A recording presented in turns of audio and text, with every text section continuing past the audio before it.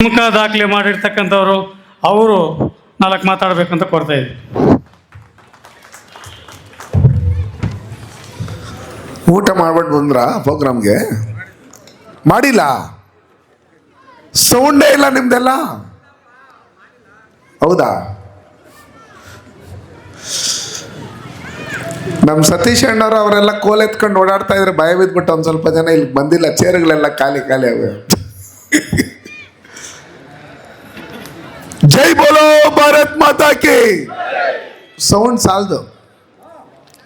ಜೈ ಬೋಲೋ ಭಾರತ್ ಮಾತಾ ಕಿ. ನಾವೆಲ್ಲ ಒಂದು. ರಾಮ ಲಕ್ಷ್ಮಣ ಜಾನಕಿ. ರಾಮ ಲಕ್ಷ್ಮಣ ಜಾನಕಿ.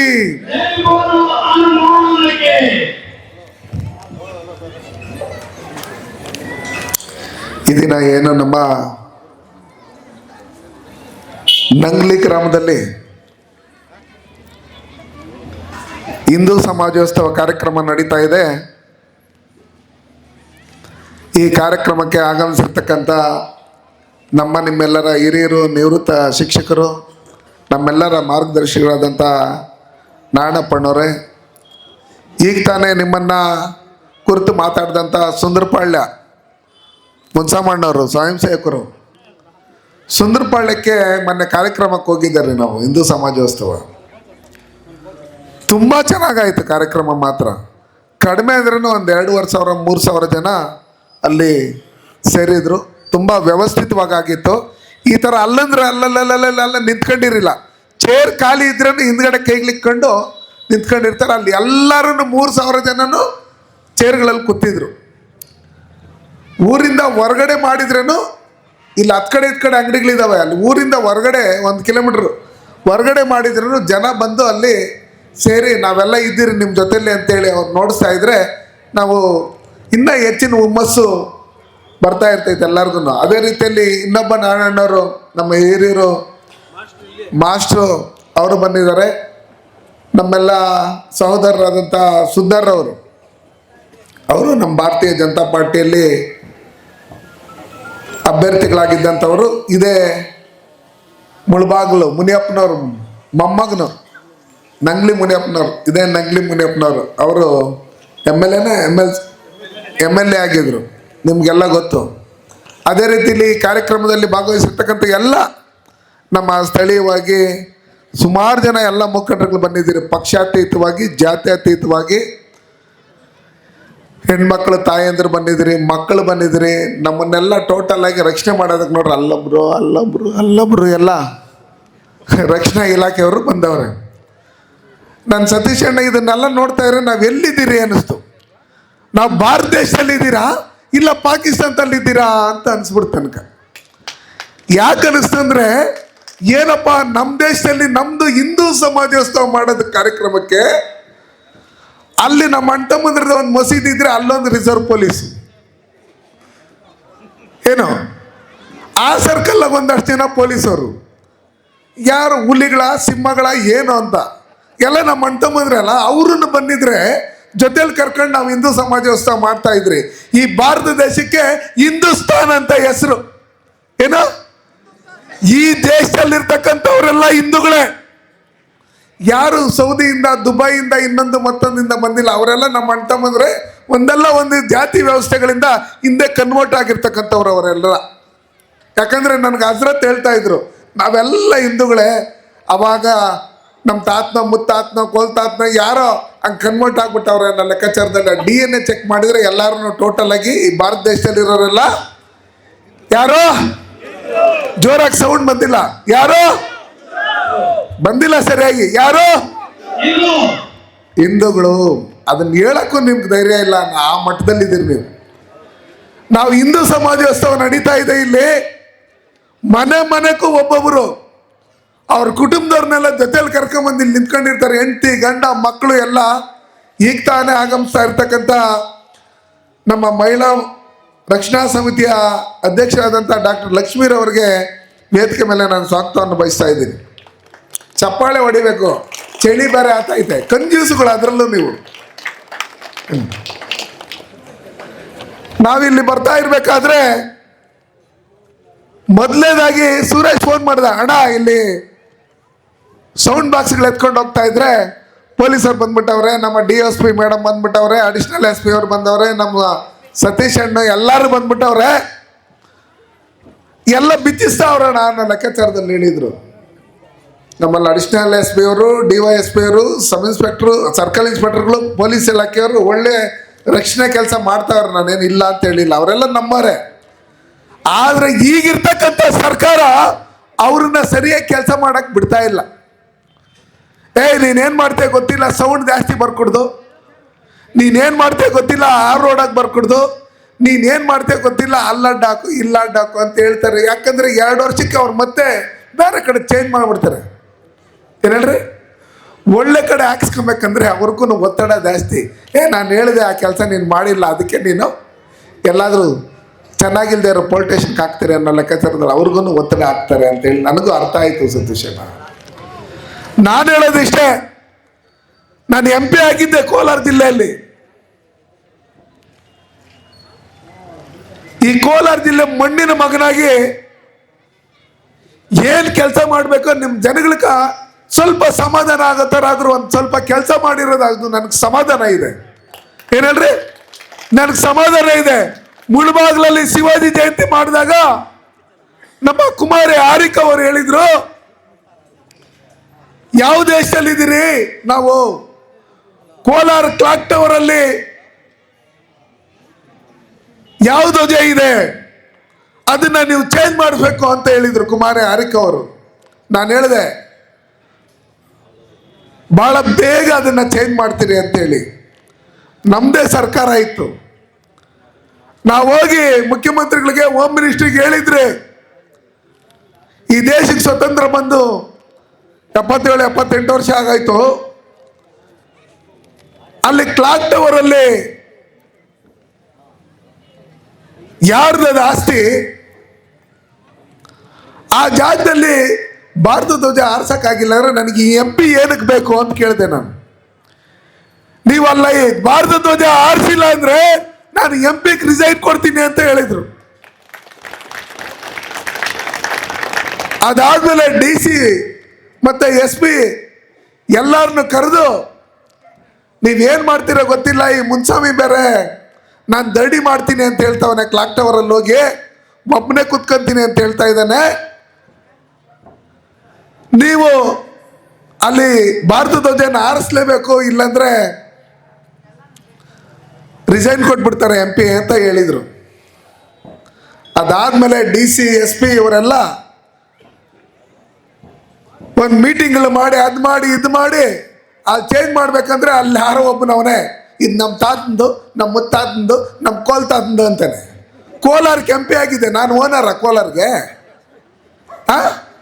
DC ಆಗಿರ್ತಾರೆ, SP ಆಗಿರ್ತಾರೆ, ಅವ್ರು ಓನರ?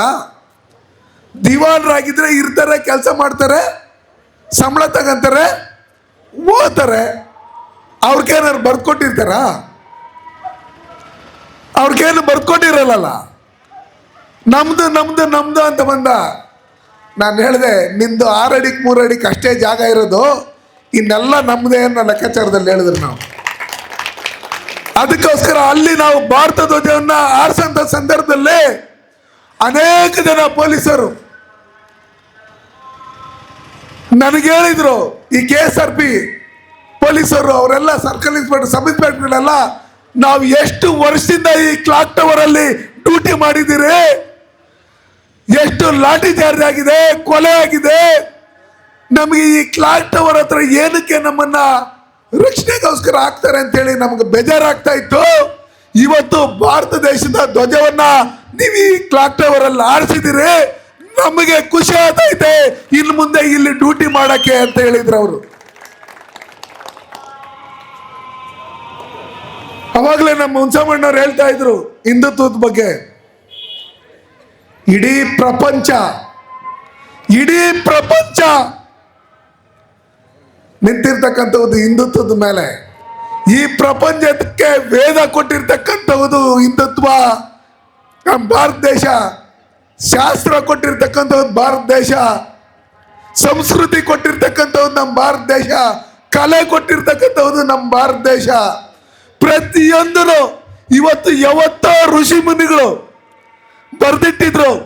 ಇಂಥ ದಿನನೇ ಅಮಾವಾಸ್ಯೆ, ಇಂಥ ದಿನನೇ ಪೌರ್ಣಮಿ, ಇಂಥ ದಿನನೇ ಗ್ರಹಣ, ಇಂಥ ದಿನನೇ ಚಂದ್ರಗ್ರಹಣ ಅಂತ. ಅದನ್ನ ಇವ್ರು ಯಾರಾದ್ರೂ ಚೇಂಜ್ ಮಾಡಕ್ಕಾಗುತ್ತಾ? ಒಂದೇ ಒಂದು ಸೆಕೆಂಡ್ ಮುಂದಕ್ಕಾಗುತ್ತಾ? ಹಿಂದಕ್ಕಾಗುತ್ತಾ? ಇನ್ನೇನವರು ಬಾಲ ಮುದ್ರಕೊಂಡು ಇರ್ಬೇಕಷ್ಟೇ. ಅದು ಬಿಟ್ಟು ಇದು ನಂದು ನಂದು ನಂದು ಅಂದ್ರೆ ಅಖಂಡ ಭಾರತದಲ್ಲಿ ಪಾಕಿಸ್ತಾನನೂ ಇದೆ, ಬಾಂಗ್ಲಾದೇಶನೂ ಇದೆ, ಆಫ್ಘಾನಿಸ್ತಾನನೂ ಇದೆ, ನೇಪಾಳ ಇದೆ, ಶ್ರೀಲಂಕಾನೂ ಇದೆ, ಇಂಡೋನೇಷ್ಯಾನೂ ಇದೆ, ಬಾಲಿನೂ ಇದೆ.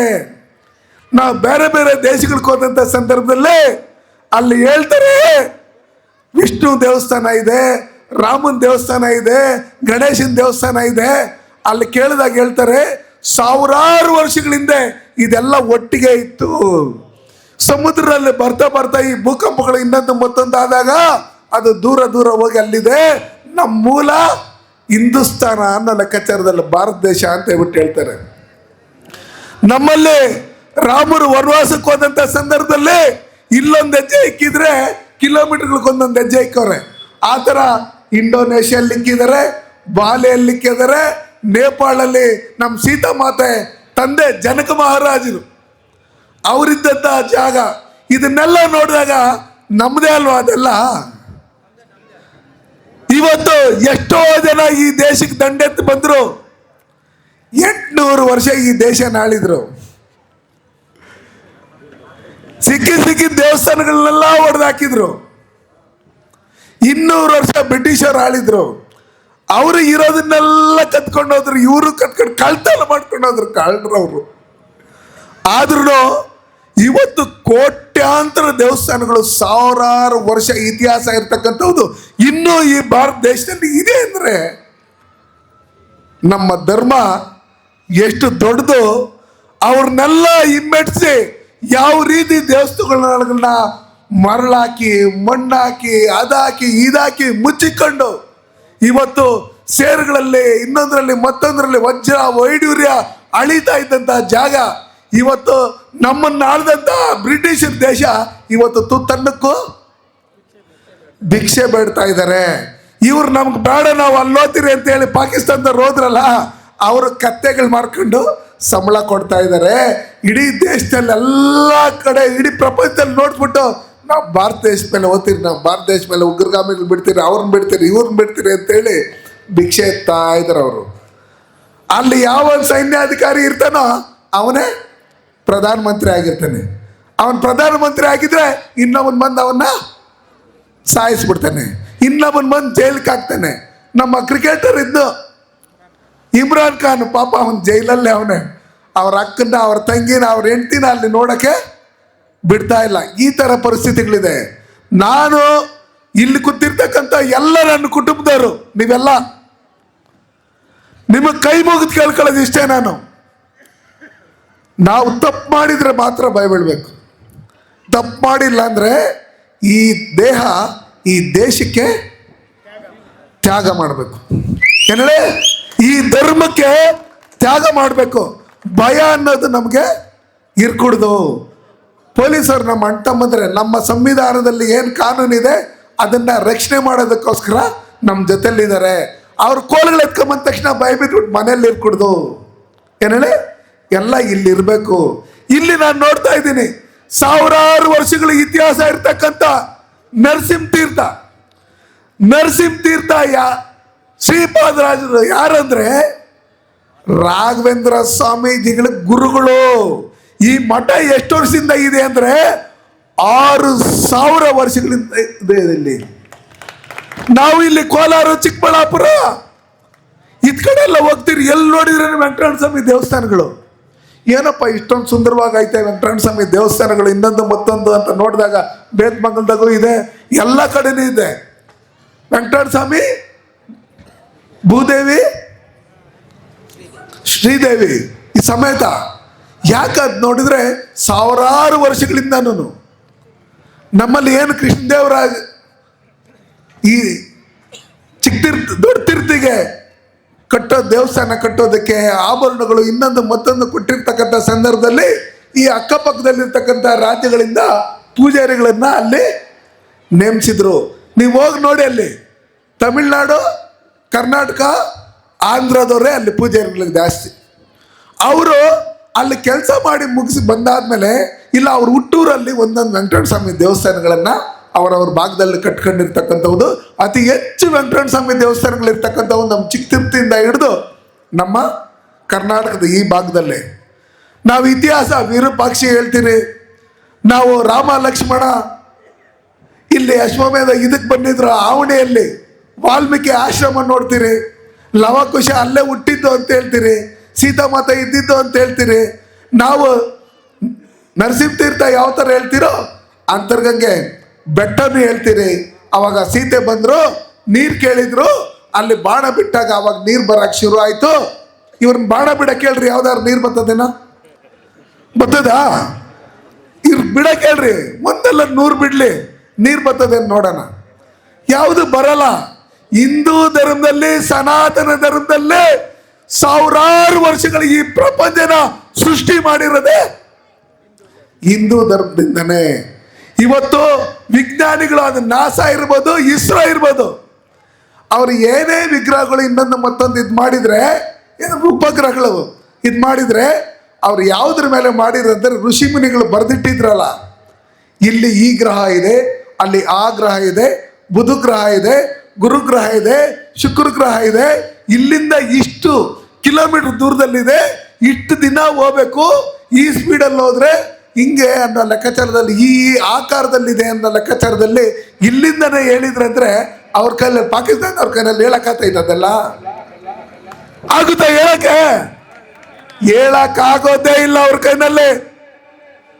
ಅದನ್ನ ನಮ್ಮ ಋಷಿ ಮುನಿಗಳು ಅವತ್ತು ಬರ್ದಿಕ್ಕಿದ್ರು. ಅದರ ಆಧಾರದ ಮೇಲೆ ಇವತ್ತು ಉಪಗ್ರಹಗಳನ್ನ ಕಂಡಿಡಿದು ಎಲ್ಲೆಲ್ಲಿದೆ ಏನೇನಿದೆ ಅಂತೇಳಿ ಅಲ್ಲಿ ಕಳ್ಸಕ್ ಮೊದಲು ಬಂದು ದೇವಸ್ಥಾನದಲ್ಲಿ ಬಂದು ವಿಜ್ಞಾನಿಗಳನ್ನು ಪೂಜೆ ಮಾಡ್ಕೊಂಡು ಆಮೇಲೆ ಉಪಗ್ರಹಗಳನ್ನ ಅಲ್ಲಿ ಕಳಿಸ್ತಾರೆ.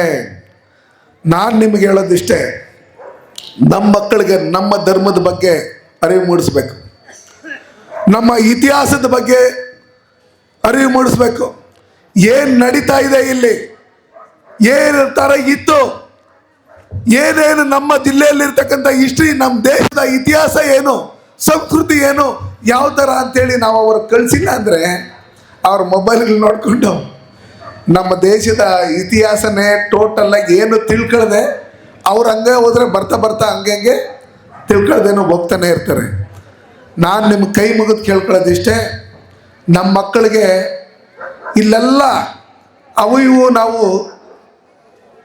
ರಾಮ ಜನ್ಮಭೂಮಿ, ಇಲ್ಲಿ ಭಾರತ ದೇಶದಲ್ಲಿ ಇತಿಹಾಸ ಇರ್ತಕ್ಕಂಥದ್ದು. ರಾಮನ ಹುಟ್ಟಿರೋದಲ್ಲಿ, ಲಕ್ಷ್ಮಣ ಹುಟ್ಟಿರೋದಲ್ಲಿ, ಕೃಷ್ಣ ಹುಟ್ಟಿರೋದಲ್ಲಿ, ಕೃಷ್ಣ ತೀರೋದಾಗ ದ್ವಾರಕಾ ಸಮುದ್ರದಲ್ಲಿ ಮುಳುಗೋಗಿರ್ತಕ್ಕಂಥದ್ದು, ಕಾಶಿ ಇರ್ಬೋದು, ಮಥುರಾ ಇರ್ಬೋದು, ಇವನ್ನೆಲ್ಲ ಹಿಸ್ಟ್ರಿಗಳು ಎತ್ಕೊಂಡು ಬಂದರೆ ನಮ್ಮ ದೇಶದಲ್ಲಿ, ನಮ್ಮ ಹಿಂದೂಸ್ತಾನದಲ್ಲಿ ನಾವು ಹೇಳೋಂಥ ಎಲ್ಲ ದೇವರುಗಳು ಇರ್ತಕ್ಕಂಥ, ಅವ್ರು ಹುಟ್ಟಿರ್ತಕ್ಕಂಥ ಅವ್ರ ಇತಿಹಾಸ ಎಲ್ಲ ಟೋಟಲಾಗಿ ಗೊತ್ತು ಎಲ್ಲರಿಗೂ. ಸುಮ್ಮನೆ ನಾವು ಇವರೇ ಈಶ್ವರ, ಇವರೇ ರಾಮ ಅನ್ನೋ ಲೆಕ್ಕಾಚಾರದಲ್ಲಿ ಹೇಳೋಕ್ಕಾಗಲ್ಲ. ನಾವಲ್ಲಿ ಅಯೋಧ್ಯಕ್ಕೆ ಹೋದರೆ ಅಲ್ಲಿ ರಾಮರ ಪೂಜೆಗಳು ಇದ್ದಿದ್ದ ಮನೆಗಳಿದ್ದಾವೆ, ಅಲ್ಲಿ ಇತಿಹಾಸ ಇದೆ, ನದಿ ಇದೆ, ಇದನ್ನೆಲ್ಲ ನೋಡಿದ್ದೀರಿ. ಅದಕ್ಕೋಸ್ಕರ ನಾವು ಕಾಶಿಗೆ ಹೋದಾಗ ಮಸೀದಿ ಏನ್ರ ಮೇಲೆ ಕಟ್ಟಿದ್ದಾರೆ ಅನ್ನೋ ಲೆಕ್ಕಾಚಾರ ನೋಡಿದಾಗ ಅಲ್ಲಿ ನೋಡ್ತೀರಿ ದೇವಸ್ಥಾನದ ಮೇಲೆ ಮಸೀದಿ ಕಟ್ಟಿದ್ದಾರೆ. ನಾವು ಮುಸಲ್ಮಾನರು ಏನಿದ್ದಾರೆ ನಮ್ಮ ಅಣ್ಣ ತಮ್ಮದ್ರು, ನಾವು ವಿರೋಧಿಗಳಲ್ಲ, ಬಟ್ ದೇಶದ ಪರವಾಗಿರ್ಬೇಕು. ಅವರು ಏನು ಹೇಳಿ, ದೇಶದ ಪರವಾಗಿರ್ಬೇಕು. ಯಾವ ದೇಶದಲ್ಲಿ ಯಾವ ತಂದೆ ತಾಯಿ ನಮಗೆ ಜನ್ಮ ಕೊಟ್ಟಿರ್ತಾರೋ, ಯಾವ ದೇಶದಲ್ಲಿ ಆ ಸಂವಿಧಾನದ ಅಡಿಯಲ್ಲಿ ಪ್ರತಿಯೊಂದು ಸವಲತ್ತುಗಳನ್ನ ನಾವು ಪಡ್ಕೊಂಡು ಪಾಕಿಸ್ತಾನಿ ಏಜೆಂಟ್ಗಳಂತೆ ಯಾವನು ವರ್ಸ್ತಾನೋ ಅವನ್ನ ನಾವು ಸುಮ್ಮನೆ ಬಿಡಲ್ಲ. ಏನು ಮಾಡಲ್ಲ? ಸುಮ್ಮನೆ ಬಿಡಲ್ಲ. ಅದಕ್ಕೋಸ್ಕರ ಸುಮಾರು ಜನ ಬರ್ತಾರೆ ನಮ್ಮಲ್ಲಿ ಕೋಲಾರ್ಗೆ. ಇಲ್ಲಾರ ಎಸ್ ಐ ಅವನಿದ್ನು, ಅವನಿದ್ನು, ಇವನಿದ್ನು ಅಂತೇಳಿ ಹಿಡ್ಕೊಂಡು ಹೋಗ್ತಾರೆ. ಬೆಂಗಳೂರಿಂದ ಒಬ್ಬನ್ನ ಹಿಡ್ಕೊಂಡು ಹೋಗೋರೆ ಬಾಂಬ್ ಗಿಂಬ್ ಅಂತ. ಅವ್ರಿಗೆ ನಾನು ಹೇಳ್ತೀನಿ, ಅದಾದಮೇಲೆ ಕೆಲವು ಡಾಕ್ಟ್ರುಗಳು ಉಗ್ರಗಾಮಿ ಕೆಲಸಗಳು ಮಾಡಿ ಸಿಕ್ಕಾಕೊಂಡಿರ್ತಕ್ಕಂಥವ್ರನ್ನೂ ನೋಡಿದ್ದೀರಿ. ಏನಯ್ಯ ಸಿಗ್ತೈತೆ ನಿಮ್ಗ? ಅಲ್ಲಿ ಕ್ಲಾಕ್ ಟವರ್ ಹತ್ರ ಎಲ್ಲ ಊರುಗಳ ಹತ್ರ ದ್ವಾರ ಬಾಕ್ಲು ನೀವು ನೋಡಿದ್ದೀರಿ. ನಾವು ಊದ್ ಹಾಕ್ತೀರಿ, ಇಲ್ಲ ಕಮಾನ್ ಕಟ್ತೀರಿ, ಇಲ್ಲಾಂದ್ರೆ ಆರ್ಚ್ ಹಾಕ್ತೀರಿ, ಎಲ್ಲ ಹಾಕ್ತೀರಿ. ಇವ್ರು ಕತ್ತಿ ಹಾಕಕ್ಕೆ ಬಂದವ್ರಲ್ಲಿ ಎಲ್ಲಿ? ಕ್ಲಾಕ್ ಟವರಲ್ಲಿ. ಅದ್ರ ಮೇಲೆ ಬರ್ದೈತೆ, ನಮ್ಮ ಧರ್ಮನ ಯಾರು ವಿರೋಧ ಮಾಡ್ತಾರೋ, ನಮ್ಮ ಧರ್ಮಕ್ಕೆ ಯಾರು ಇದು ಮಾಡ್ತಾರೋ ಅವ್ರನ್ನ ನಾವು ರಕ್ತಕ್ಕೋಸ್ಕರ ನಾವು ಕಾಯ್ತಾ ಇದ್ದೀರಿ ಅನ್ನೋ ಲೆಕ್ಕಾಚಾರದಲ್ಲಿ ಅದ್ರ ಮೇಲೆ ಬರ್ದಿರ್ತೈತೆ. ನೋಡಿದ್ದೀರಾ ಎಲ್ಲಾದರೂ ಕತ್ತಿಗಳನ್ನ ದ್ವಾರಬಾಕ್ಲಾಕೋದು ನೋಡಿದ್ದೀರಾ? ಅವ್ರ ಕತ್ತಿ ದ್ವಾರಬಾಕ್ಲು ಹಾಕಿದ್ರೆ ನಾವು ತ್ರಿಶೂಲ ಹಾಕ್ತೀರಿ, ಗದ ಹಾಕ್ತೀರಿ, ಖಡ್ಗ ಹಾಕ್ತೀರಿ, ಏನೇನು ಬೇಕಾದ್ರೆ ನಮ್ಮ ಹತ್ರ ದೇವ್ರಗಳ ಹತ್ರ ಎಷ್ಟು ಆಯುಧಗಳಿರೋದು, ಬಿಲ್ಲು ಬಾಣ ಇನ್ನೊಂದು ಮತ್ತೊಂದು ಸಾವಿರಾರು ಆಯುಧಗಳವೆ, ಬರ್ಜಿಗಳೈತೆ, ಗಿಡಣಿದೆ, ಇದು ಇದೆ, ಏನೇನೋ ಐತೆ. ಅದಕ್ಕೋಸ್ಕರ ನಾನು ಹೇಳೋದಷ್ಟೇ, ಈ ದೇಶದಲ್ಲಿದ್ದೀರಿ, ಯಾರೋ ಮಾತು ಕೇಳ್ಕೊಂಡು, ಯಾರೋ ಪಾಕಿಸ್ತಾನ ಉಗ್ರಗಾಮಿಗಳ ಮಾತು ಕೇಳ್ಕೊಂಡು, ಯಾರೋ ಪರದೇಶದಲ್ಲಿ ನಿಮಗೆ ಕಾಸು ಕೊಡ್ತಾರೆ, ಭಿಕ್ಷೆ ಹಾಕ್ತಾರೆ ಅಂತೇಳಿ ಈ ದೇಶದಲ್ಲಿದ್ದು ಈ ಧರ್ಮದ ವಿರುದ್ಧವಾಗಿ, ಈ ದೇಶದ ವಿರುದ್ಧವಾಗಿ ನಡ್ಕೊಳ್ಳೋದನ್ನ ಬಿಟ್ಬಿಡಿ. ನಾವು ಇದು ಹಿಂದೂ ಸಮಾಜೋತ್ಸವ ನಡೀತಾ ಇದೆ ಎಲ್ಲ ಕಡೆ, ಇಡೀ ದೇಶದಲ್ಲಿ 60,000ಕ್ಕೂ ಹೆಚ್ಚು ಜಾಗದಲ್ಲಿ ಹಿಂದೂ ಸಮಾಜೋತ್ಸವ ನಡೆದಿದೆ. ನಮ್ಮಲ್ಲಿ ನಂಗ್ಲೆಯಲ್ಲಿ ನಡೆದಿದೆ, ಮೊನ್ನೆ ಇದರಲ್ಲಿ ನಡೆತು, ಮಲ್ಲಾಯ್ಕನಹಳ್ಳಿಯಲ್ಲಿ ನಡೆತು, ಇವತ್ತು ಬೈಕ್ ರ್ಯಾಲಿ ಚಿಂತಾಮಣಿಯಲ್ಲಿತ್ತು. ನಿಮ್ಮನ್ನೆಲ್ಲ ನೋಡಿದ್ದಾದ್ಮೇಲೆ ಸ್ವಲ್ಪ ಇಲ್ಲೇ ಇರೋಣ, ಯಾಕಂದ್ರೆ ಸತೀಶ್ ಅಣ್ಣ ಕೈಯ ಕೋಲ್ ನೋಡ್ಬಿಟ್ಟು ಸ್ವಲ್ಪ ಭಯ ಬೀಳ್ತಾ ಇದ್ರು ಎಲ್ಲರೂ. ಅದಕ್ಕೆ ಇಲ್ಲೇ ಇದ್ಬಿಡೋಣ ಅಂತ ಹೇಳಿದ್ದೆ, ಇಲ್ಲಾಂದ್ರೆ ಬೈಕ್ ರ್ಯಾಲಿಗೆ ಹೋಗ್ತಾ ಇದ್ದೆ ನಾನು. ನಾರಾಯಣವ್ರು ಕೇಳಿದ್ದೆ ನಾನು ಚಿಂತಾಮಣಿಗೆ ಹೋಗ್ಬೇಕು ಅಂತ.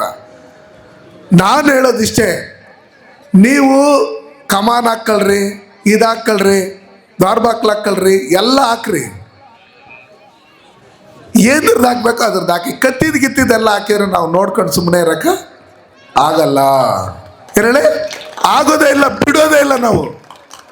ಅರ್ಥ ಆಯ್ತಾ? ಇವತ್ತು ಸರ್ಕಾರ ಇರ್ಬೋದು, ಮುಖ್ಯಮಂತ್ರಿಗಳಿರ್ಬೋದು, ನಮ್ಮ ದೇವಸ್ಥಾನಗಳನ್ನ ಒಗ್ಬೋರ್ಡ್ಗೆ ಸೇರಿಸ್ಬಿಟ್ರೆ, ನಮ್ಮ ಜಮೀನುಗಳನ್ನ ಒಗ್ಬೋರ್ಡ್ಗೆ ಸೇರಿಸ್ಬಿಟ್ರೆ ಬಿಟ್ಬಿಡ್ತೀರ ನಾವು? ಬಿಡಕ್ಕಾಗ್ತೈತಾ? ಬಿಡಕ್ಕಾಗೋದೇ ಇಲ್ಲ.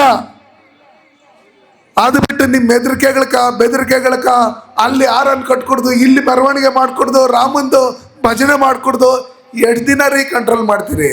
800 ವರ್ಷ ಹಳಿನೇ ನಿಮ್ಮ ಕೈನಲ್ಲಿ ಏನು ಕಿತ್ಕೊಳ್ಳೋಕ್ಕಾಗಿಲ್ಲ. ಏನು ಹೇಳಿ, ಇನ್ನೇನು ಮಾಡ್ತೀರಿ? ಈ ದೇಶಕ್ಕೆ ನರೇಂದ್ರ ಮೋದಿ ಅನ್ನೋ ಪ್ರಧಾನಮಂತ್ರಿ ಇದ್ದಾರೆ, ಯೋಗಿ ಆದಿತ್ಯನಾಥ್ ಅನ್ನೋ ಮುಖ್ಯಮಂತ್ರಿ ಇದ್ದಾರೆ, ಎಷ್ಟೋ ಲಕ್ಷಾಂತರ ಜನ, ಕೋಟ್ಯಾಂತರ ಜನ ದೇಶಕ್ಕೋಸ್ಕರ ಪ್ರಾಣ ಕೊಡೋಂಥ ಸ್ವಯಂ ಸೇವಕರು ಇದ್ದಾರೆ. ಹಂಗಿರ್ಬೇಕಾದ್ರೆ ಭಯ ಏನಕ್ಕೆ? ನಾವೆಲ್ಲ ಒಗ್ಗಟ್ಟಾಗಬೇಕು. ನಮ್ಮ ಮನೆಗಳಲ್ಲಿ ನಾವೆಲ್ಲ ಹಾರ್ಡ್ವೇರ್, ನಮ್ಮ ಮಕ್ಕಳು ಸಾಫ್ಟ್ವೇರು. ನಾವೇ ಗಟ್ಟಿಯಾಗಿ ಮಕ್ಕಳನ್ನ ಗಟ್ಟಿ ಮಾಡಿಸಿಲ್ಲ ಅಂದರೆ ಮುಂದೆ ಏನಾಗ್ಬೋದು? ಹೇಳಿ ಯೋಚನೆ ಮಾಡಿ. ಅದಕ್ಕೋಸ್ಕರ ಹಿಂದುತ್ವ ಅನ್ನೋ ಲೆಕ್ಕಾಚಾರದಲ್ಲಿ ಬಂದಾಗ ಅದು ನಮ್ಮ ಮನುಷ್ಯನಿಗೆ ಏನೋ ಯಾವ ಥರ ಆರ್ಟ್ ಇರುತ್ತೆ, ಅದೇ ಥರ ಹೃದಯ ಥರ ನಮ್ಮ ಭಾರತ ದೇಶಕ್ಕೆ, ಹಿಂದೂಸ್ತಾನಕ್ಕೆ. ಅದನ್ನು ಮರೆತು ನಾವು ಇಡೋಕ್ಕೆ, ಅದನ್ನ ಮರೆತರೆ ನಾವು ಯಾರೂ ಇರಲ್ಲ.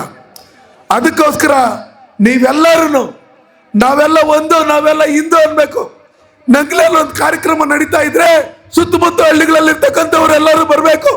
1ನೇ ತಾರೀಕು ಹಿಂದೂ ಸಮಾಜೋತ್ಸವ ಮುಳಬಾಗ್ಲಲ್ಲಿ ನಡೀತೈತೆ, 1:30ಗೆ ಸಾವಿರಾರು ಸಂಖ್ಯೆಯಲ್ಲಿ ಅಲ್ಲಿ ಸೇರ್ಬೇಕು.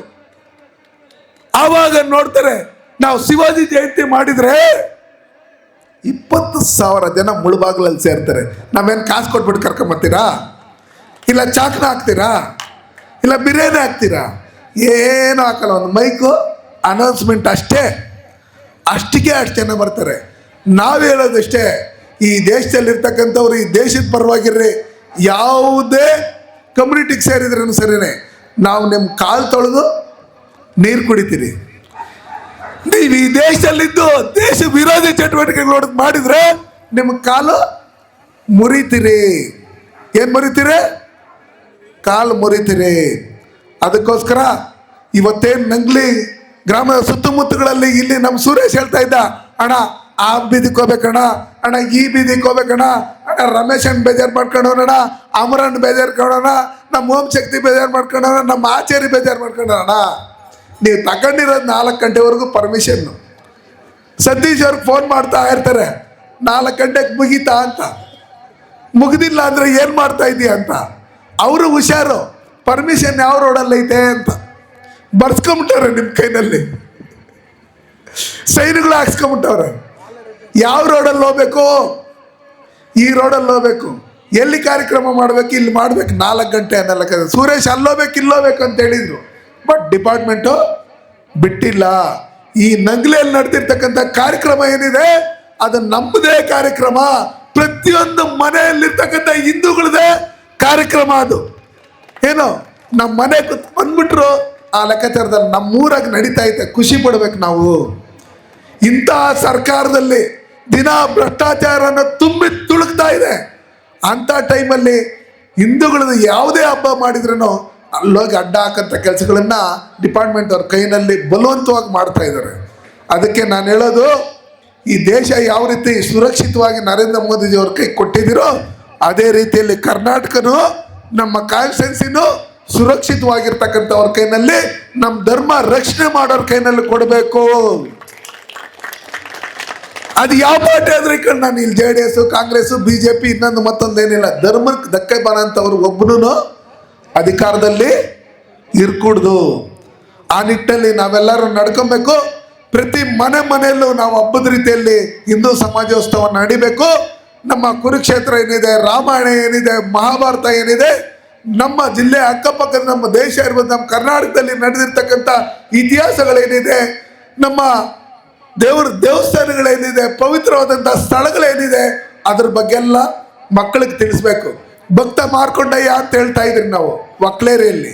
16 ವರ್ಷ ನಿನ್ಗೆ ವಯಸ್ಸಾಗಿದ್ದರಿಂದ ಆಯುಷ್ ಮುಗ್ದಿದೆ ಬಾ ಅಂತ ಯಮಧರ್ಮರಾಜನು ಪಾಶ ಹಾಕಿದ್ರೆ ಅದನ್ನ ಲಿಂಗಕ್ಕೆ ಹೋಗಿ ತಗಲಾಕೊಂಡು ಅಲ್ಲಿ ಇದು ಬಂದಿರೋದು ಕರ್ರಗ ಮಾರ್ಕಿದೆ. ಅಲ್ಲಿ ಇದೇ ಇಲ್ಲ ನಮ್ಮಲ್ಲಿ ಭಕ್ತ ಮಾರ್ಕಂಡಯ್ಯ. ವಾಲ್ಮೀಕಿ ಆಶ್ರಮ ಇದೇ ಇಲ್ಲ ಅವಣೆಯಲ್ಲಿ. ನಮ್ಮಲ್ಲಿ ಅರ್ಜುನ, ರಾಮ, ಧರ್ಮರಾಯ ಅವರೆಲ್ಲ ಬಂದು ಇಲ್ಲಿ ಶಿವಲಿಂಗಗಳನ್ನ ಸ್ಥಾಪನೆ ಮಾಡಿದ್ದು ಇದೇ ಇಲ್ಲ. ಗರುಡ ದೇವಸ್ಥಾನ ಇದೇ ಇಲ್ಲ. ನರಸಿಂಹ ತೀರ್ಥ ಇದೇ ಇಲ್ಲ. ವಿರೂಪಾಕ್ಷಿ ಇದೇ ಇಲ್ವಾ? ವಿರೂಪಾಕ್ಷ ಹತ್ರ ಇರ್ತಕ್ಕಂಥ ಜಮೀನನ್ನು ಕೂಡ ಒಬ್ಬನ ಕೊಟ್ಬಿಟ್ಟವ್ರೆ, ನಕಲಿ ದಾಖಲಾತಿಗಳನ್ನ ಸೃಷ್ಟಿ ಮಾಡ್ಕೊಂಡು. ಅದಕ್ಕೋಸ್ಕರ ಅಲ್ಲಿ ಕೋಟೆ ಇದೆ, ಕುರುಹುಗಳಿದೆ, ಆದ್ರೂ ಕೊಟ್ಬಿಡ್ತಾರಂದ್ರೆ ನಮ್ಮನ್ನು ಕಂಡ್ರೆ ಅವ್ರಿಗೆ ಭಯ ಇಲ್ಲ. ನಾವೇನ್ ಬೇಕಾದ್ರೂ ಮಾಡ್ಬೋದು. ಆ ಜಮೀರ್ ಅಹಮದ್ ಒಬ್ಬನವನೇ ಅವನಿದ್ರೆ ಸಾಕಂತ 8 ದಿನ ಇರ್ತಾನೆ ಅವನು. 8 ದಿನ ಇರ್ತಾನೆ ಅವನು. ಏನು ಶತಾಯುಷನ ಇಲ್ಲ ದೀರ್ಘಾಯುಷನ? 1000 ವರ್ಷ ಇರ್ತಾನೆ. ಇನ್ನೇನು 2 ವರ್ಷ ಅದಾದ್ಮೇಲೆ ಯಾರು ಬರ್ತಾರಲ್ಲಿ? ಅದಕ್ಕೋಸ್ಕರ ದಯವಿಟ್ಟು ಈ ಗ್ರಾಮದಲ್ಲಿರ್ತಕ್ಕಂಥ ಹಿಂದೂ ಮುಸಲ್ಮಾನರು ಎಲ್ಲ ಕಮ್ಯುನಿಟಿಯವರು ಒಗ್ಗಟ್ಟಾಗಿರ್ರಿ, ಒಂದು ತಾಯಿ ಮಕ್ಕಳ ಥರ ಇರ್ರಿ, ಈ ಭಾರತ ಮಾತೆ ಮಕ್ಕಳ ಥರ ಇರ್ರಿ.